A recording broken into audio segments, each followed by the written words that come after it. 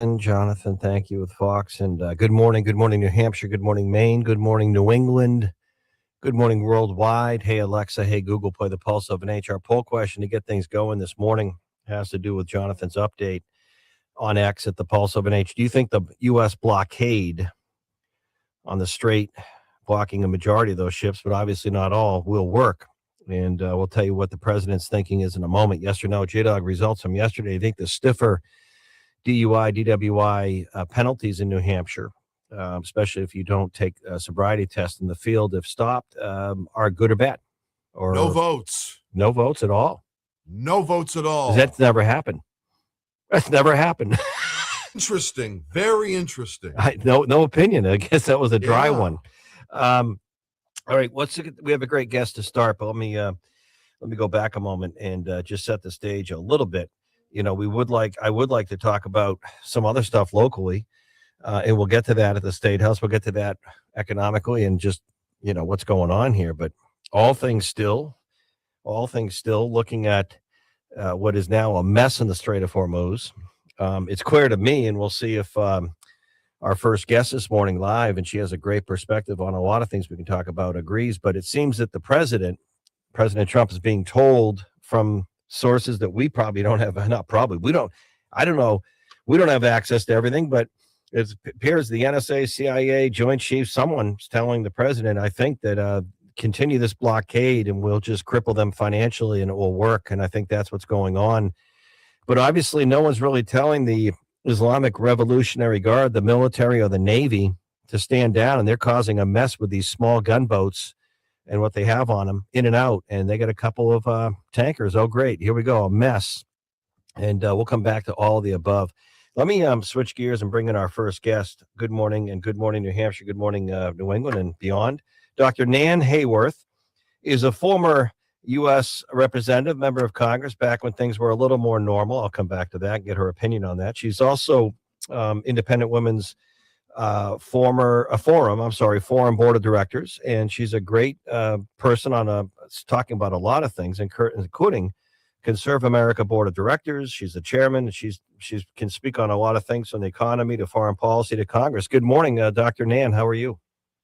It's a privilege to be with you, sir. I am watching the world situation and the domestic situation with I'm 66 years old, Jack, and I have had the privilege of doing a few things in life, and including, as you mentioned, serving in the House of Representatives. And I find the recent revelations, the unfolding revelations about the truly nefarious influence of the left in our domestic, interfering with, seeking to destroy our domestic harmony, which was intended by the founders and framers and really should very much be the case. Of course, the nation is in enormous debt thanks to government overreach and interference. No one really talks about that. But anyway, keep going. Oh yeah. No, and especially in New Hampshire. I mean, live free or die. That's and we're not necessarily speaking literally about that, although certainly the original patriots in the 250th year definitely were. Yeah, and we started it in 1774 here with a raid on a fort in Newcastle. But Dr. Nan, you were saying a very 30,000-foot statement to open about the far left, and I'm just going to ask you to elaborate and be specific, because to me, that far left side, on the socialist side, or whether it's other type of stuff, that's not new. This has been brewing for a long time in this country. Agreed. And it comes in, but it sometimes manifests itself, so you see it, and then other times it's quiet. And I look at the college campuses and the teachings and the university, and I think of the young woman who emigrated from North Korea to South Korea and went to Columbia. Yes. And she finally spoke up, and the anti-American venom coming from her professors at Columbia University about America. And here she fled and risked her life and family's life to come here and go to an Ivy League college and thought it was land of the free and come to America. But this isn't new, Dr. Nan. So what do you mean today? How is it more pervasive than ever? Well, it's being revealed, Jack, I guess, is what I'm endeavoring to to say the SPLC, the Southern Poverty Law Center, bombshell that was released by acting AG Blanche yesterday was seismic, I think, because it proves that this entity, which has been thoroughly corrupt from the start at exploiting the good nature of Americans. What entity? We are not, right? Go What ahead. entity? I'm sorry, Jack. What entity? The Southern Poverty Law Center. Okay. Yeah, Well, and they funded hate groups across the United States. Yeah. So they're the arsonists creating the illusion, seeking to create the illusion that we are a racist country. Right. And they've been doing it for years and years and years. They were the ones behind Charlottesville. Yeah. Well, again, a lot of this, it's funny, not funny at all, actually. If I look at the fraud in Minnesota, no one's talking about that right now. No one, everyone's forgotten. Everyone's forgotten about the fraud and the level of billions. In the state of Maine, you find this funny, not funny, it's sad. The state of Maine, they're starting to find a lot of this same stuff. But again, what happens is when this comes up, a lot of people in the middle left even will say, well, you know what? I just don't like Donald Trump, so I don't even pay attention to this other stuff. They blame Trump for everything. So let me switch gears if I can, Dr. Nan, former Representative of Congress, Dr. Nan Hayworth. I want to talk about the situation, the Strait of Hormuz and the U.S. and Iran for a moment, because it is so front and center. It affects people's psyche. It affects consumer decisions here, even if it makes people tentative. Even though the markets go up, go figure. Price of energy, price of oil. We're seeing a real global situation here. I've been on top of this since day one. I'm a little concerned now, I'll be honest, and I support the red, white, and blue and our military and our efforts here. And I know all about 47 years of Islamic State rule in Iran. I do. We've had a gentleman on our show who lives here now from Tehran talking about the Islamic State. So I know what's going on, and I applaud some of it. But now I'm getting worried. I'm getting worried that this thing is getting murky and muddy and prolonged. And I honestly believe, I want to know what you think. I honestly believe that the president and his decision makers, when we decided to bomb the Ayatollah and Tehran and all the other sites we've done, thought this thing would be over and it would be quick. 4 weeks, done. And we would have the uranium and the Strait of Hormuz and oil in control, and we would have taken out all these terrorists. And it's not working that way. Just look at the Strait of Hormuz right now, what some small gunboats can do. And I'm not comparing it to Ukraine with Vladimir Putin, because I honestly thought he would be done, and that the Kiev, that the Ukrainians would fold and concede and surrender. And he's still. I don't want a prolonged war in the Middle East. I think our economy would be devastated by it. Is this thing going to resolve soon, and if so, how? Well, I'll give you a number, Jack, if I can. And I think at this point it's about maybe 11 days. And in that time, if Iran cannot export any oil, and we have been prohibiting that traffic through the blockade. We're not blockading the Strait of Hormuz, but we are blockading Iranian ports. Yeah. So at the end of about 11 days from now, maybe, the Iranians will run out of storage for their oil, which will mean that essentially they're going to have to shut off production, and they're not able to send their oil anywhere. Which means they're not getting any money. They're not getting any money, and they need money. Exactly. Do you think the president's been told, don't drop bombs, make them go broke, cut off their oil, their ports, blockade, make them go broke, and that's the best way to end this? Do you think that's what's happening? Well, Jack, it's in fact, I think the administration, I would submit to you, the administration's been quite open about that. Operation Economic Fury. There are a few better talkers, if you will, in American public discourse today than Secretary Bessent. And we are, to just take us back for a second to Trump 45, his first administration, the president exerted maximal sanctions on the theocracy, and they were working. And then as soon as President Biden took office, they were most of them were lifted, which enabled, again, massive capital flows to the theocracy from oil sales to Europe and, to China.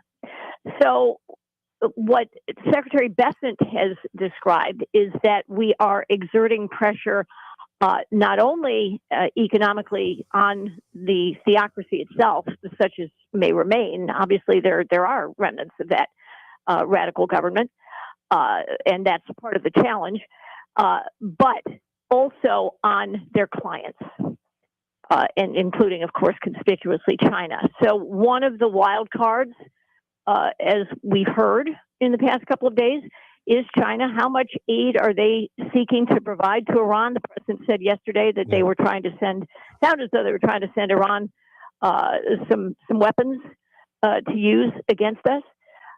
So no one, I would say my 2-word mantra, Jack, is trust Trump on this.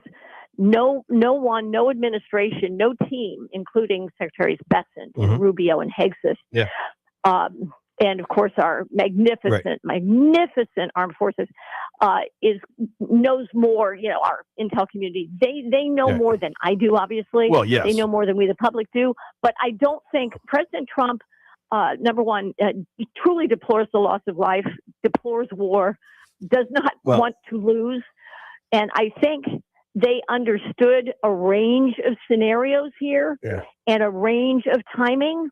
But I do think that 11 days, if you look, once they run out of storage space for their oil, it's going to be a new ballgame. Well, the other thing, too, and we could go on, Dr. Nan, I got to let you go. But the other thing is, yes, sir, can the civilian or the political leaders of Iran, what's left, deal with the hardliners? Can they stifle them when they go broke and make them stand down? I don't know. But all right. I appreciate it, Dr. Nan Hayworth. Thanks for joining us live. Good morning, New Hampshire, the Pulse Financial. I'd love to get you to be one of our podcast guests soon on Contact Politics. Honored, I'll follow up with that. Thank you.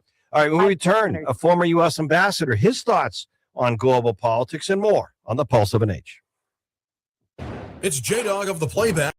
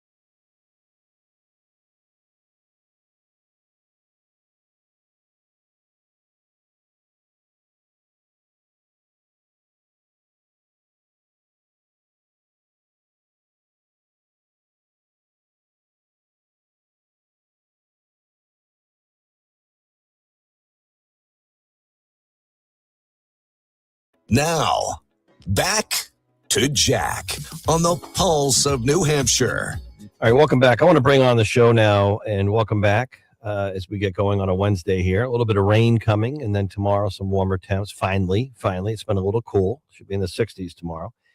Thanks for joining us. Hey, Alexa, hey, Google, worldwide, play the Pulse of an H. And, of course, our local network of AM and FM stations across New England, up into Maine. Good morning. I want to bring back on the show Ambassador Francis Rooney. Good morning, Ambassador. How are you? Good morning. Thanks for having me on. Well, thanks for being back. Now, I want to talk about foreign policy. You have a good background here. Everything from NATO relations to the U.S. blockade. Will it bankrupt the oil interest of Iran and make this thing crumble or not? But your background, real quickly, you were also, like our previous guest, a member of the Florida's one of the congressional seats for some terms. You also served as the United States ambassador to the Holy See, appointed by former President G.W. Bush. You've also written a book about this. So let's talk about politics and foreign policy, Ambassador. And I guess the first question is this U.S. blockade going to work? Because it seems now with the President Trump extending the ceasefire, with the Iranian military and hardliners not only not behaving, not wanting to negotiate, wanting to apparently fight to the death, disrupting the Strait of Hormuz, firing with their small gunboats at some tankers, capturing a few, making a complete mess there. Is this blockade, is the president being told that if you make them go broke and choke off the Iranian ports and harbors and their oil production and exports, that just hang in there, they'll go broke? No money, no terrorist organization, and you won't have to drop bombs? Is that what's going on or not? Well, I hope we have more strategy than that, because it's hard to say how much damage and pain the Iranian regime would be willing to inflict on its people to accomplish their strategic objectives. They don't look at life the way we do. And that's hard for Westerners to appreciate sometimes. They're very complicated people. And I saw an article this morning that our team met with Trump, and they think the Iranians are in disarray. That's why they didn't respond yesterday. I don't think so. I don't think they responded yesterday because they want to play yin and yang with the United States. Right. And now they're emboldened this morning, Ambassador, because they're feeling, hey, they got one of our tankers, made a big deal of it over the weekend, and trying to get through the blockade, and we got a couple of theirs, and we're going toe-to-toe with the big Western evil empire. And I think they're loving this. I think they are, too.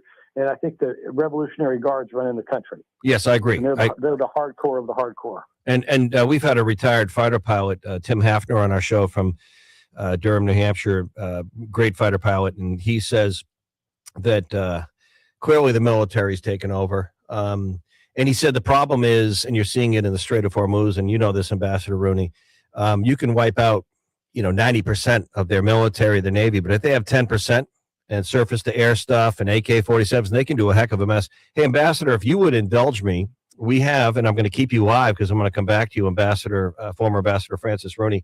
We have John Decker, our own White House correspondent, on with the Ambassador. You may know each other. John Decker, good morning. Back. Oh, he's calling back. I apologize. Well, if he calls back, we'll take our White House correspondent. He has the latest. Ambassador, where does it go from here? We're good. Where does it go from here? What's that, J-Doc? Well, We're good. that's the real good. That's the $65,000 question here: is will the Iranians blink, and can we make them blink?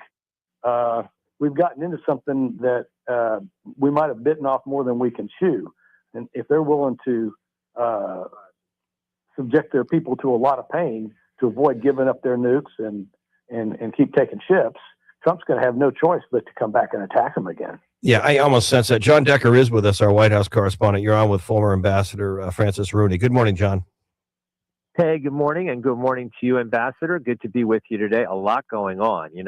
First domestically, that big win by Democrats as it relates to that referendum in which they put forward a redistricting plan to voters in Virginia. That will likely now lead to Florida changing their redistricting plan.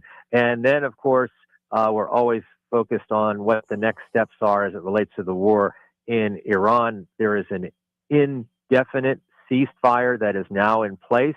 And of course, that blockade of Iranian ports by the U.S. military also remains in place right now. John, you cover the president, get questions in every day. Ambassador Rooney just said something, and I have a hard time disagreeing with him. It's clear that the military hardliners have taken over Iran. You know, even the Ayatollah, the foreign minister, the Sure. hardliners have taken over, and they don't care how much pain. I don't think they care if we bomb utilities and bridges and make the country go broke with the blockade. They don't care as long as they can I blow agree. stuff. If they can blow stuff up, they're going to keep doing it. So the president's convinced, though, that this blockade financially will cripple them. You know, is that the plan right now? Well, it is. You know, that's the leverage that the U.S. has, is denying that oil revenue that sustains Iran. And, you know, I think that, you know, to a certain extent, that could potentially work. We're talking about a significant amount of revenue that funds everything Iran does, including funding those terror proxies, including Hezbollah and the Houthi rebels. So the president is very much committed to that. He's not backing away from that. And we'll see what the next steps are in terms of whether there's another round of peace negotiations sometime soon. Thank you, John Decker, our White House correspondent. Thanks, Ambassador Jack. Rooney, the problem I have is I'm going to go back to what you said, and I find myself agreeing. How do you get a terrorist military leader to give a damn about anything other than him staying alive and blowing up the West or anything he can to disrupt what we want? I mean, how do we get them, even if we make them go broke? We cut off their oil, their money. I don't know how we get them without destroying them. I just don't understand how we can do that because they don't give a damn. I get the feeling that they don't care. If they're cutting off the foreign minister, the head of parliament, the president of Iran, and the Ayatollah, and they're running the country, it's almost like a military coup in some respects. Well, it's going to be hard. I mean, that's why I question why we did it in the first place with a country like Iran. They'll if they can get any oil out of there, and I don't know how much they can get out, that'll just make it even worse for them to continue competing with us in the Straits of Hormuz. I mean, they'll keep picking off ships until we step up a military campaign, and I'm not sure the American people want to do that. Well, yeah, and our fighter pilot Tim Hafner from New Hampshire said he's as much as he loves aerial combat, he said it's tough to win a war without boots in the ground. If the whole thing in the beginning, before the Strait of Hormuz, Ambassador Francis Rooney, was to secure the uranium and not allow the terrorist regime to get a nuclear bomb or bombs, ostensibly to fire one as soon as they could at Israel and start World War III, that was a noble reason. But if that's the reason, why don't we just secure the uranium and let the Strait of Hormuz play out and call it a day? I'm just asking a very serious question. Why don't we go in and get 1,000 pounds of the uranium? That might take Marines, 82nd Airborne, Special Ops, get the uranium, and call it a day. Well, that might be the only answer if the real reason was the uranium. Remember, the president has articulated numerous reasons for going in there in the first place, and uranium didn't come up until after he talked about terrorism, threat to Israel, regime change, etc. Mm-hmm. Yeah, it's been a lot of messaging.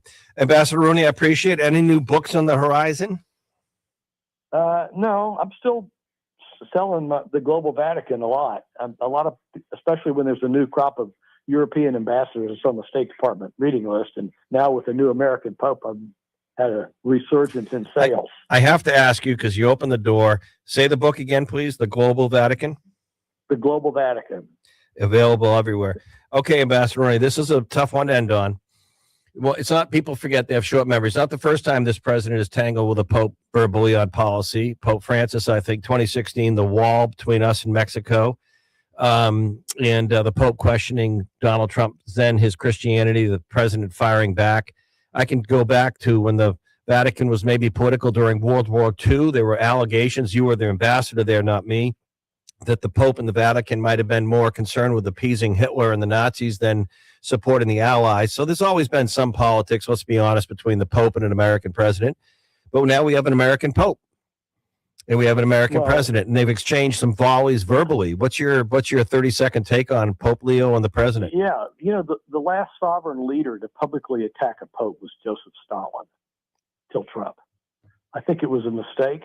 I think, he got 60% of Catholics. They supported him. I think he's going to lose a lot of support among religious people for doing that. And it made no sense for him to do it. It made no sense to do that meme of looking like he's Jesus Christ, or the other one he did where he's dressed up like the Pope. I mean, we've had comic relief in the White House here. All right, Ambassador Rooney, I appreciate it. and we'll let you go on that. Thank you. All right. Hey, when we come back, we're going to tell you about a big home show coming up.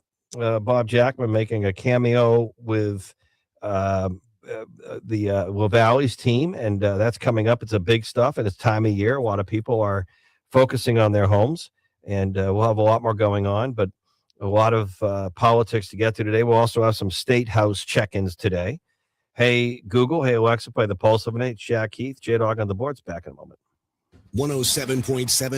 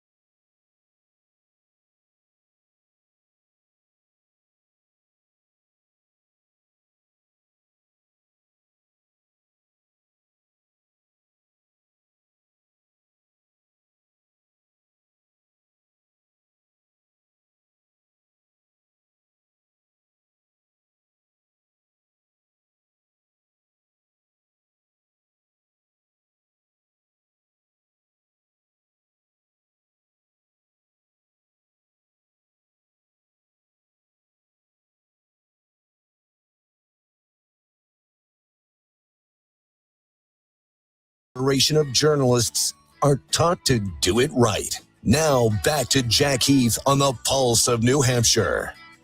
All right, we are back. Reminder, we're on YouTube Live if you want to watch the show, video-wise, live streaming on YouTube at the Pulse of an H. Our poll question up on X this morning at the Pulse of an H is about the U.S. blockade, obviously designed at stopping the oil exporting, and that means money, cutting off the money of the Iranian military that has clearly taken over that country. Will it be effective? Some say yes, some have their doubts. Hey, Alexa, hey, Google, worldwide, play the Pulse of an H. Bruins get it done last night over the Sabres, 4-2. They needed that. Yeah, they did. And we can have the Red Sox Yankees this afternoon. Night. Tonight, but with the pregame. 5:45 pregame, 6:45 first pitch. All right. Bob Jackman making a cameo with LaValley's big show coming up. Good morning, Mr. Bob. Well, good morning to you too, Jack. Heady stuff going on today, huh? Yep. Well, can't ignore it. How things going with you? They're going great, and we want to bring it back to a local level. You know, today's conversation, the Belknap Marketplace Home Show in Belmont was last weekend, and we had over 2,000 people come through, and they were asking an unbelievable array of questions, and that brought up what today's cameo appearance is about. A lot of people wanted to know about modular and about ADUs, which are new, sort of, to the market, but the ability to put them in is definitely new. Our modular home division has 2 divisions, actually, has their open house this Saturday. 10 a.m. Hey, to Bob, we're getting a little noon. bit of background traffic noise. I'm trying to get your volume up here a little bit because I want to get the time and the location of the show this weekend. So maybe go ahead.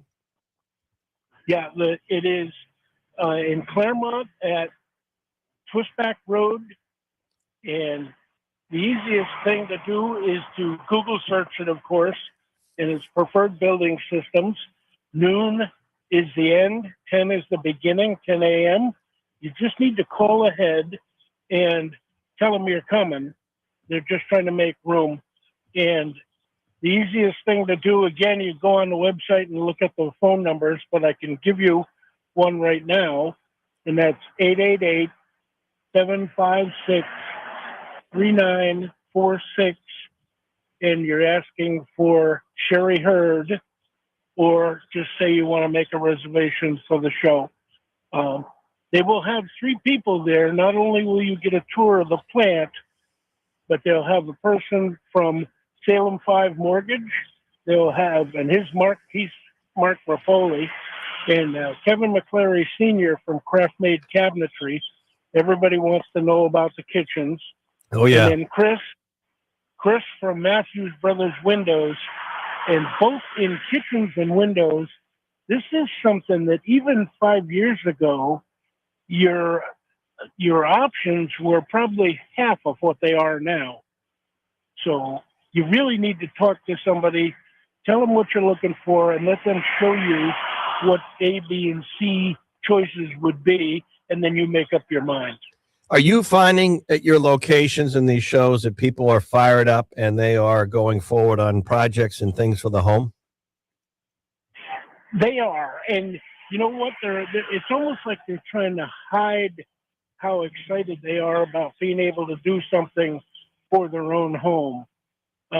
They're all, everybody's sort of got one eye over their shoulder trying to wonder about what's going to happen with the economy.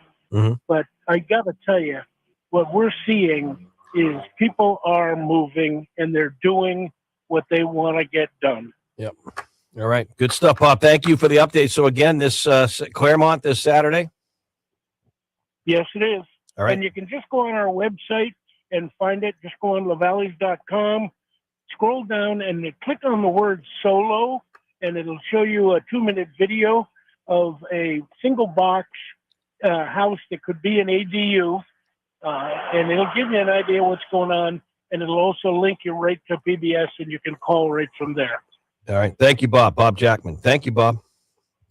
Thank you. Have a great day. All right.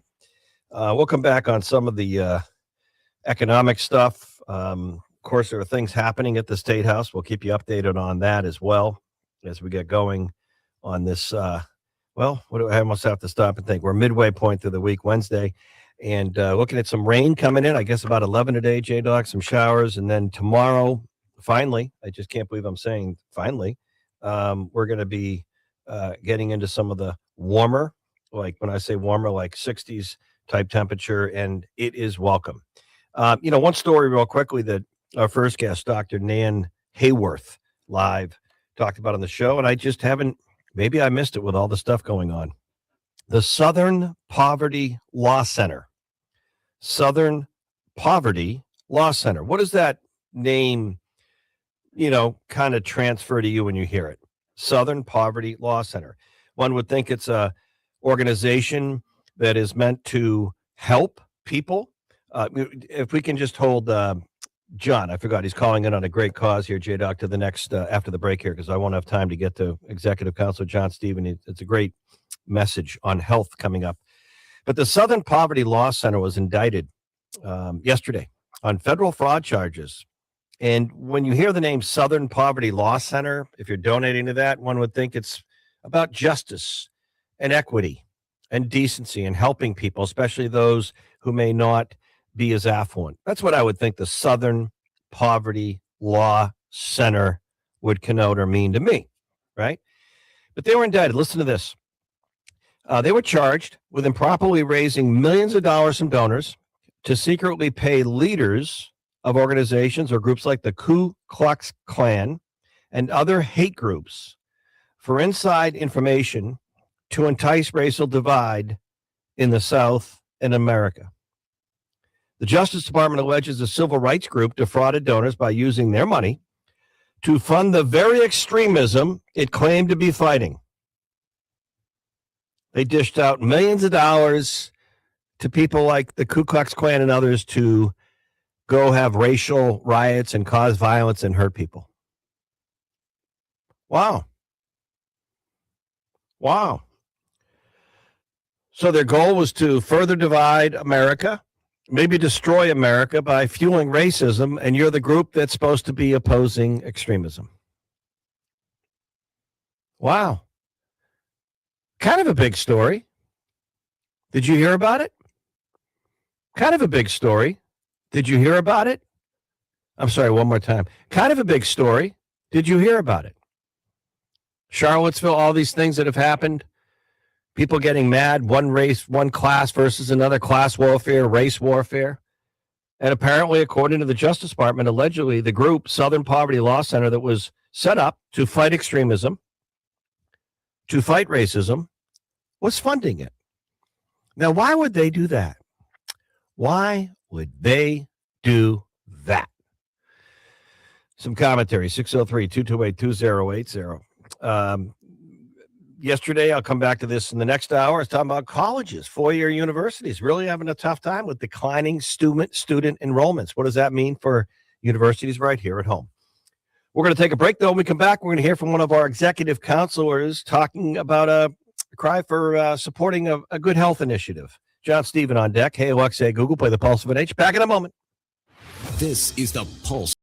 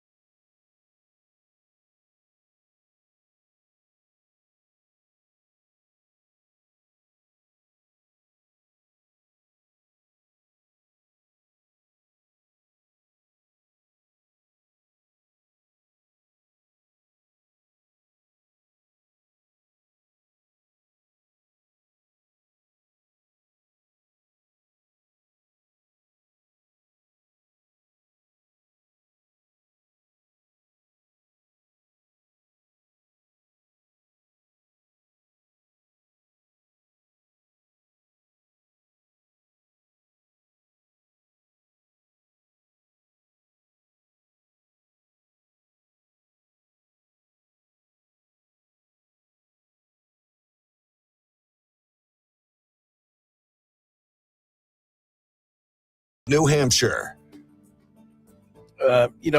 Someone far wiser or smarter than me once said about life is that which doesn't kill you makes you stronger, or sometimes from some scary stuff, some good can come. And I think that may apply, I may be wrong, to New Hampshire Executive Councilor John Stephen. As you recall, months ago, he experienced what many people will go through in life, and that was a heart attack down in Florida visiting his folks when he was out jogging. And if I remember right, because we had him on our show when he was recovering and getting back to life here at home, but it took some time. It was serious. And he had no signs, no symptoms ahead of time, which is scary. If it wasn't for a couple, good Samaritan, good civilians who helped out, good people to get folks there, who knows? He might not be joining us live right now. I don't think that's an overstatement. Councilor Stephen, thanks for sharing your story and continuing to help others. How are you? Doing really well, Jack. Thank you so much. Thank you for having me on. Anything I said there out of line or not? No, and I didn't have any signs or symptoms. And when I fell down, I went for a jog, and I don't remember that day. There were two bystanders that saw me, and one administered CPR, and his wife called 911, and at least kept the blood flowing until EMS arrived. And less than 10% national statistics show survive in an out-of-hospital cardiac arrest of that nature that I had. Yeah. And I was just so lucky, and God was there watching me that day, and I want to give back and make sure that others in the community and the state that I love actually have the experience to know the CPR, hands only, really, compression type CPR. Yeah. It takes less than 30 minutes to learn it and to know and respond. And also AED devices, Jack. We have so many response mechanisms in our state to help save lives. And we're going to have the New Hampshire CPR Challenge during EMS week, May 17th to the 23rd. And I wanted to talk about that. Yeah, well, you really want to promote a CPR challenge to more people to sign up and host a training or attending some of this stuff coming up in May. And, this is good for anyone in a household and any person at all to help a stranger like that couple did you or a loved one. You could be sitting in a restaurant. You could be sitting at an event or ball game and someone could be experiencing this. And if you don't know what to do, you're probably not going to be able to save a life. So talk about the training, talk about the challenge. And this is all during, Absolutely. I think, CPR training EMS week 2026. Take it away. Yeah, and thank you, Jack. And it's going to be anywhere in the state. And what we have is we have a website, New Hampshire CPR Challenge. You can just go online, put in those words. You'll see you can either find a training, you can put your name in saying that, register for a training. And if there's not a training in your particular area, when one develops and we're able to recruit, we're going to then send an email immediately to you. So you'll be notified of the trainings. Just yesterday, for example, the fire chief in Auburn, one of my district towns, actually is hosting a training, and he's got 30 folks signed up already. Eversource is doing a training in Hooksett, and we're going to have trainings all over the state. Lancaster signed up, and we've got EMS and the Fire Academy is helping coordinate everything. So we have a coordinator in every council district. The idea is to have each counselor, we have 5 executive counselors. Each of them are out there recruiting right now in their district, fire departments, businesses, police departments, to actually take part in this challenge. It's called the New Hampshire CPR Challenge. And we're going to learn about AED devices. We're going to learn about the CPR actual hands-free, hands-only training. And the hands-only training is so important, again, like I said earlier, to keep the blood flowing in the heart until first responders can arrive. And again, nobody in our state should be without learning and understanding and even being educated on. This is no more mouth-to-mouth needed. And it's not that difficult. It's less than 30 minutes, but it could save a life. And it's going to be so important. All you need to do is put your name on our database, and you will be notified when a training is occurring in your facility, and also the media or in your area. The media is going to announce all the trainings as we get about a week out. And, again, it's easy to learn. Anyone who did YMCA or basic CPR training years ago with the breathing and then the chest compressions, it's simplified now to basically, if I understand it from my background and training on some ski patrol stuff, is chest compressions and also the AED, the defibrillator, these devices that are on walls and businesses and buildings. A lot of people don't even know what that is. And they should get you should get some comfort with that, because it will walk and talk you through if you have to apply that onto someone who's having a heart attack. But really great message, Counselor, on getting more people to do this, and it obviously hits home for you. Yeah, sure. And just for 1 minute on the AED devices, I didn't know this, but we register AED devices with the State Department of Safety. So there's a registration link. We want to make sure any AED out there is registered, because if it's registered, when you call 911, they will know the exact location of the nearest AED. And it's so important for more people that are having AEDs to register. And also, the purchase of AEDs can be 60% reduction discount by actually going off the state website and through the Department of Safety. And I did some research, Jack, and when I started to really look at this issue, one town, for example, in Connecticut, it was able to take that 10% fatality level and go to 30%. So anyone out of hospital cardiac, it's a 30% survival rate. And I asked why. It was because the police department in that town, right, every single police cruiser had an AED inside their cruiser. Yep. And so they can respond and they can effectively treat that person, and Great hopefully pray that their life will be saved. And I can tell you that the public, this is really for the public. You come home, you work so hard. We have things going on every day. We don't look at this. We don't think of this, and it can happen anytime. Oh, sure. And if you come out at night where some of these trainings are going to be occurring, it's only 30 minutes, and you're going to learn possibly a life-saving education experience. Council, thanks for spreading the word on the CPR challenge. And if people want to learn more, how the easiest way to learn more is? To go to New Hampshire CPR Challenge. Just type those words on your Google or whatever your site is, and you'll find it. Thank you, Counselor. Thank you. Thank you, Jack. Real quick, a week or so ago, where I was talking about TMZ, the tabloid king or queen, opening a bureau in Washington to cover Congress. Boy, was their timing good, or is it just me? Was TMZ's timing good, or was it just me? Or is it just me? So the same week TMZ opens up to cover Congress, 2 members of Congress resign over very serious sexual misconduct inquiries and investigations. I mean, in one case, someone took their own life. In another case, a former staff member, if I have it right, if I'm wrong, I apologize, allegedly claimed she was raped. These are members of Congress. Now, a Democrat representative from Florida, Congresswoman, has resigned, McCormick, because a House Ethics Committee was about to investigate misusing $5 million in federal funds, misusing $5 million, not $5, $5 million over the COVID relief stuff, misusing some of that stimulus money. And then there was another case, I don't know if it's the same one, a member of Congress inappropriately took money from a donor to buy a diamond ring. Now, yeah, there's hundreds of members of Congress, but this is really heartwarming, isn't it? Are you kidding me? And you wonder why TMZ has moved into Washington to cover Congress. I think it's just beginning. And you wonder, I wonder if TMZ start looking into the financial net worth of members of Congress who file disclosures, and after about 6 or 8 or 10 years, an amazing thing happens on about less than $200,000 a year, which today, with the cost of living, is not much at all. Just saying, they become multimillionaires, no insider trading rules. Wow, what a system. Hey, Alexa. Hey, Google, play the Pulse Vintage. Coming up, we'll have a former U.S. Senator get her thoughts on all of the above next.